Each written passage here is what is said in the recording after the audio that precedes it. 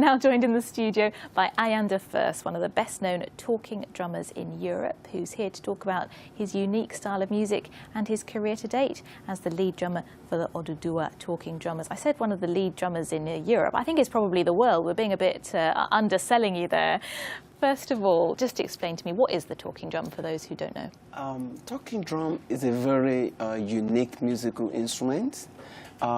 It's actually made of wood being cut down into a particular size, and then with hollow inside. Mm-hmm. And then, well, it's very surprising when the Western world came up with recycling, because recycling has been going on thousand years back in Africa. Mm-hmm. Now, the talking drum, when a wood is being cut down to a particular size and carved, you have to carve it and make hollow inside from one side to the other.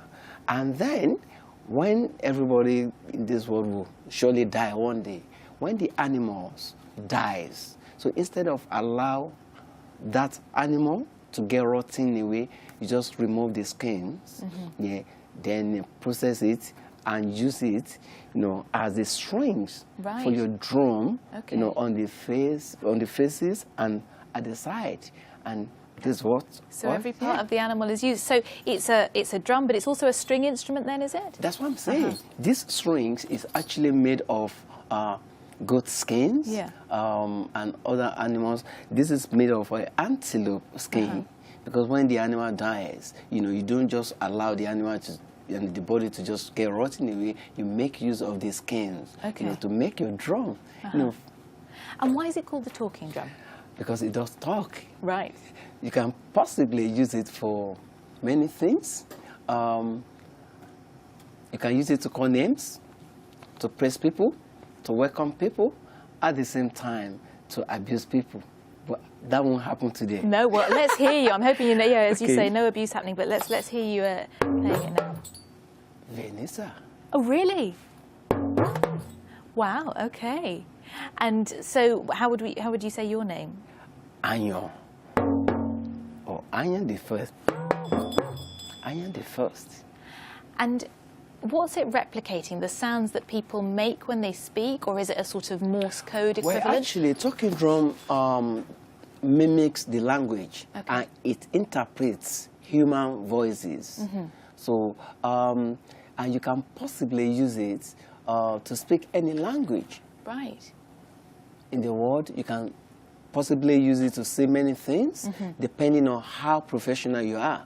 So, the talking drum, after it's been made, when it's ready to be played, so basically it's being played the same way you play your guitar, because you cannot put your guitar on your neck like that and just keep, G like that, pom, pom, pom. It won't make sense, yeah. until you actually use your other hand and just say, pom, pom, pom, you understand? So yeah. the same thing, happens here.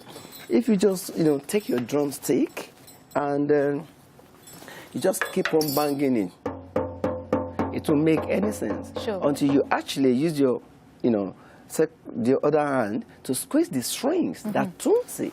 Right. Yes.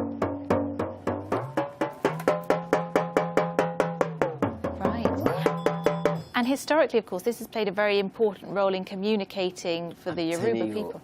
I do tell people, in the olden days, back in the days, there wasn't any means of media. Mm-hmm.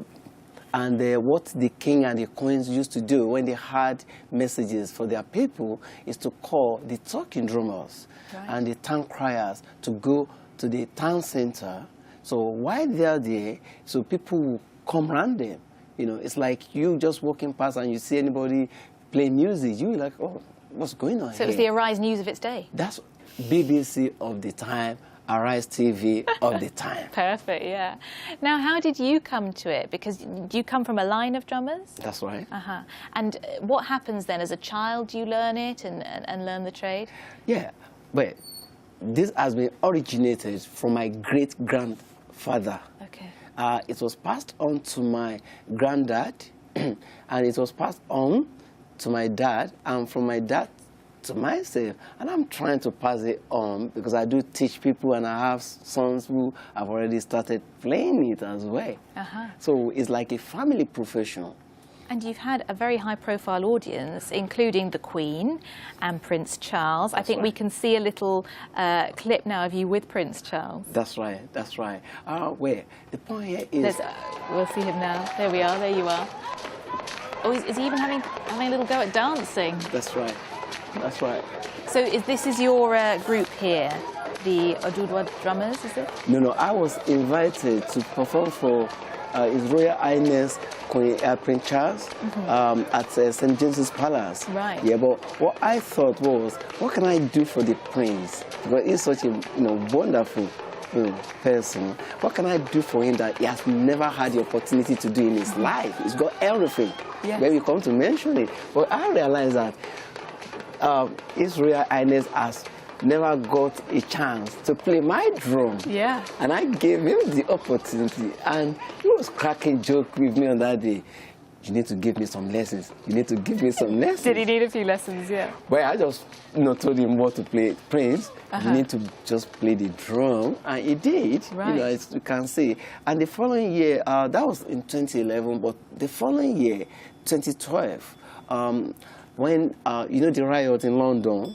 So when that happened, so His Royal Highness Prince Charles actually had a foundation in Croydon, because it all started in Croydon. And when it was a year after, so he went there. Then I was invited again to come and perform for him and the Duchess of Cornwall. Right. And they loved it. I'm sure they did. What's not to love? Now, it was first heard outside Africa only in the 1960s, wasn't it, relatively recently? And I hear that there was quite a lot of superstition about taking it out of Africa. Tell me about that. Well, before, I will link everything with my drum. Before, due to lack of opportunity, or maybe financial constraints, whatever, there was a superstition that you can't play the talking drum outside Yoruba land. Yeah, but that is not really true, but because of lack of opportunity. But as time goes on, in the early 60s, talking drum was brought to the Western world. Right. And since then, but I personally believe that this wonderful musical instrument is very, very unique, and it has to be recognized. And you're taking it into schools, aren't you? What's the reception when you go into schools from children? Oh, fantastic. Awesome. Because I've worked with over 500 community and private schools within the UK, and the responses or the feedback has been overwhelming, because I had so many reference letters and evaluation forms that attest to the need of my services. So. And sort of English children wanting to learn it now? Of course, Can they yes. learn it? Yeah. Yeah, of course. I've done a lot of projects. So I even deliver projects for the boroughs. So they will invite me to, show people African arts and culture, and that's, Now, where can people hear you if they want to hear you play it? Okay. Where can they hear you play it? Because you're playing tonight, aren't you? Where? Yes. Oh, where? You can see me anywhere. But tonight, yes, I'm inviting people to please join me at my event, because I've decided to make things happen by myself instead of people inviting me. Where's your event? Is Holiday Inn, Regent's Park. Lovely. Okay, well, we're going to have to leave it there. Ayan De First, thank you for coming in, but perhaps you can just play on the drum. You're watching Arise News. Plenty more to come. Do stay with us.